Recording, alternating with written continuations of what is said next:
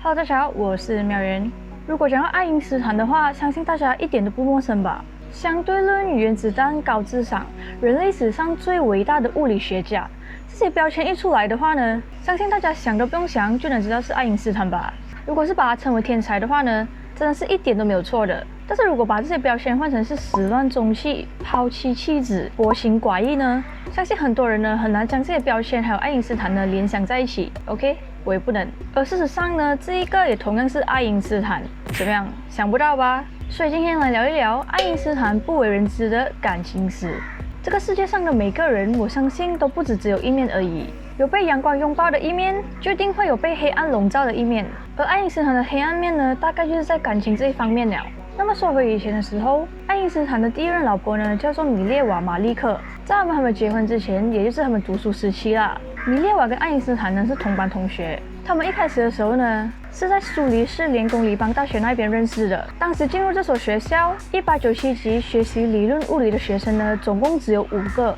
而米列瓦呢是唯一的一个女生，她是一个很聪明的人，在数学跟物理上面呢都有非常高的专业水平。顺便讲一下，过后的物理史学家呢其实是有争论过关于爱因斯坦相对论的观点，有一部分呢是来自于米列瓦的，而这个可能性呢也是蛮大的，因为他的数学还有物理真的是很厉害。米列瓦的数学成绩比爱因斯坦呢还要厉害，所以爱因斯坦呢才会被米列瓦所表现出来的这个聪慧还有数学的天赋呢所吸引。过后才会私下常常去找他讨论学术的问题，然后很自然而然的两个人天天都见面，很快的他们两个就在一起了。爱因斯坦呢曾经在他们热恋的时候的情书里面写道：我是多么的幸运找到了你，一个和我平等又跟我一样坚强而独立的森林，我和任何人待在一起都会感到孤独，在这里想你是唯一让我觉得生命是真正有意义的事情，要是思维也能够有一点生命，有血有肉，那该多好啊。OK， 那个情书是有够肉麻的啦，我自己念完了我都觉得呼。Anyway， 之后他们因为爱情呢而荒废了学业。在1900年的时候，爱因斯坦的考试呢只是以中等的成绩80而已，而米列瓦呢就 fail 了。当他准备参加补考的时候，有一件出乎意料的事情发生了，她怀孕了。在当时的状况呢，未婚先孕就代表他想要成为科学家的这个前途就这样没去了。米列瓦之后呢，就回到了父母的身边，生下了这个女儿，取名为丽瑟尔。但是丽瑟尔呢，非常的不幸，在她2岁的时候，就因为患上猩红热去世了。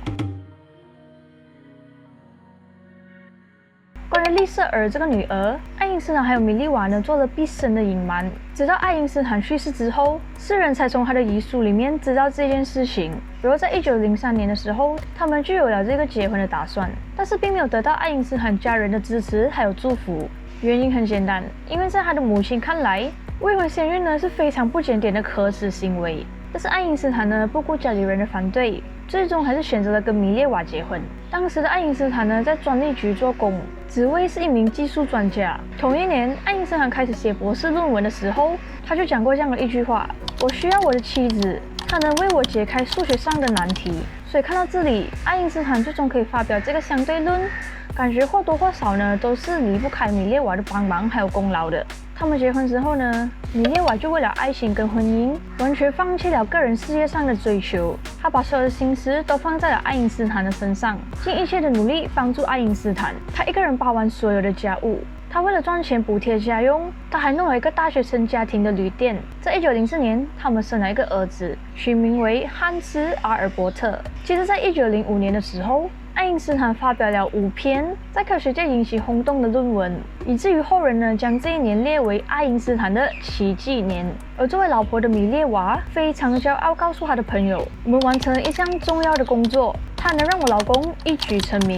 到目前为止，米列瓦觉得自己的所有的牺牲还有付出都是值得的，虽然是放弃了个人的追求，但是命运回报给她一个健康的儿子，还有成功的丈夫。毫无疑问，这个时候的她是非常幸福的。但是这个时候的米列瓦呢，大概是不会想到，这份幸福所维持的长度只有短短的4年。1909年的时候，爱因斯坦得到了苏黎世的教授职位。这件事情登上报纸之后，有一个叫做安娜·迈尔斯密特的女生看到了这个消息，然后她就寄了一张祝贺的明信片给爱因斯坦。那么这个安娜·迈尔斯密特是谁呢？他是爱因斯坦在10年前的时候，爱因斯坦跟他妈妈呢一起去旅游，然后偶然之下在一间旅馆里面遇见了一个女生。那么爱因斯坦收到这一张明信片之后，他就寄回一封信给安娜，内容呢充满着暧昧还有暗示，并且还留下了自己办公室的地址，希望安娜可以去找他。还有就是这个时候的安娜呢已经是结婚了的哦。安娜很快呢就写了一封回信给他，但是并没有在第一时间被爱因斯坦收到，因为这封信被米列瓦看到了。他在愤怒之下直接写信给安娜的老公，告发他的老婆还有爱因斯坦之间的事情。在这种尴尬的情况下，爱因斯坦呢只好跟安娜的老公道歉，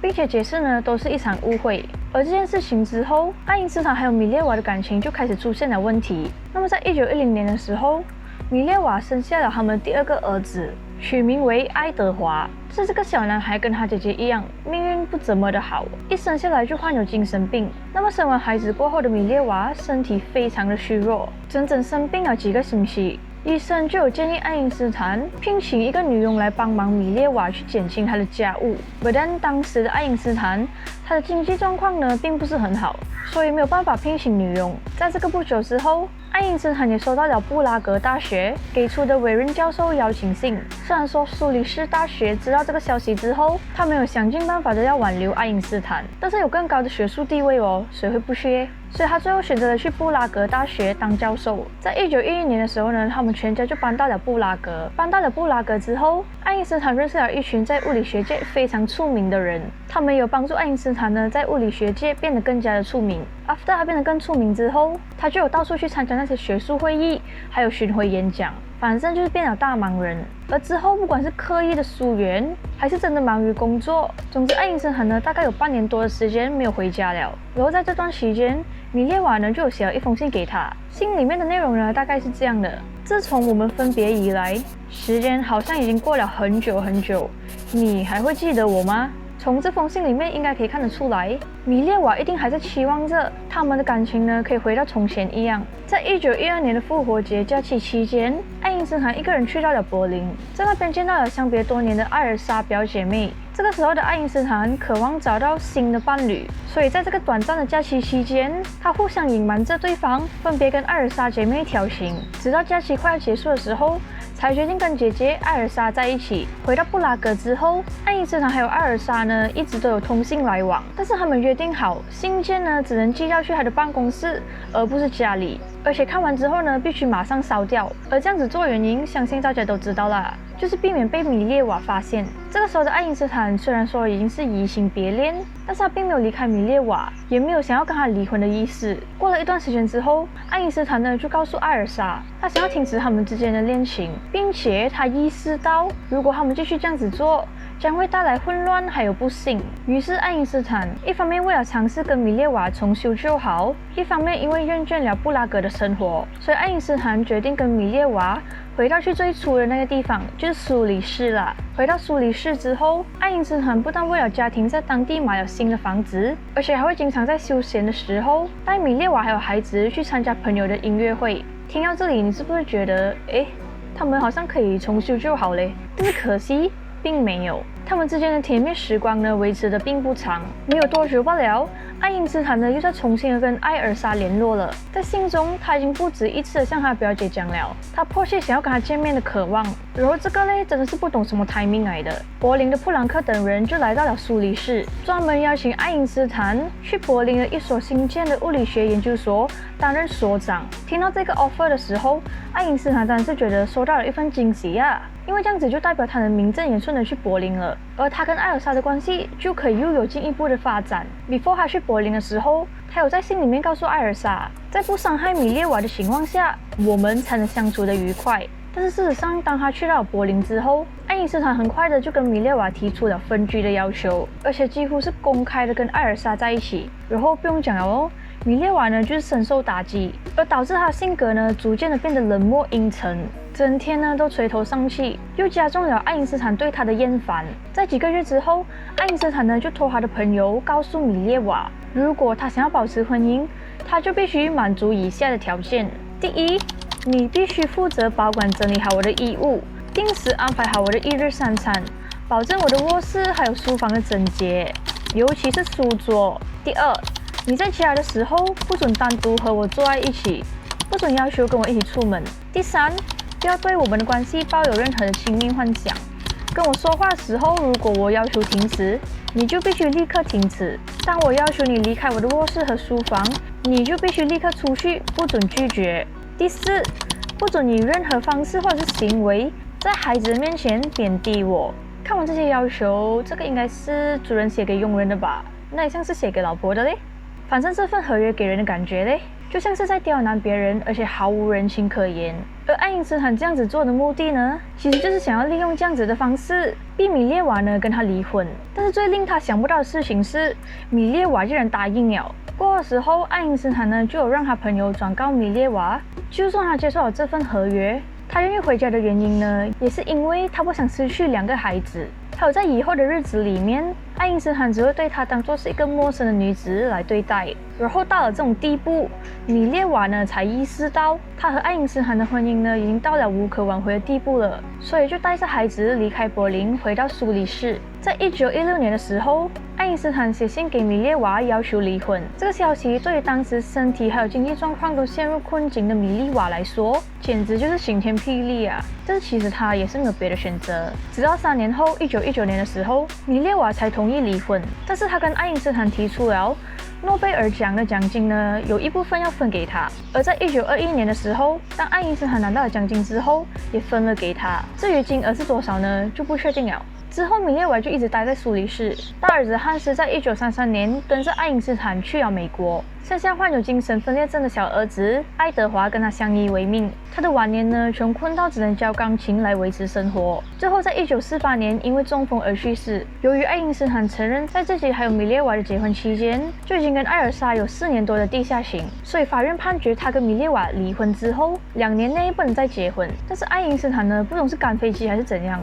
他并没有遵守规定，4个月之后呢，他就娶了艾尔莎。但是在这中间，其实还有一件事情的，可以说是会让大家跌破眼镜的事情。就在爱因斯坦跟艾尔莎结婚之前，爱因斯坦曾经一度纠结，到底是要娶艾尔莎，还是艾尔莎的大女儿伊尔莎。这个说法呢，是根据伊尔莎还有他的好朋友在信中里面提到的内容。里面提到爱因斯坦曾经跟他说过，他难以控制自己对他的爱意，并且有说过会在他们母女之间选择他。而这件事情呢，他们3个人都有认真的去沟通过。艾尔莎也说过他会尊重爱因斯坦的决定。而作为妻子，艾尔莎确实跟米列娃呢有一点不一样。相比之下，她除了同样可以在日常生活中给予爱因斯坦细心的照顾以外，她从来不会过问，也不会关心他在事业上的成就。艾尔莎不懂物理学，更加不懂相对论。对她而言，这些东西对于她婚姻幸不幸福根本一点关系都没有。她对待爱因斯坦更像是一个普通的妻子对待自己的丈夫一样。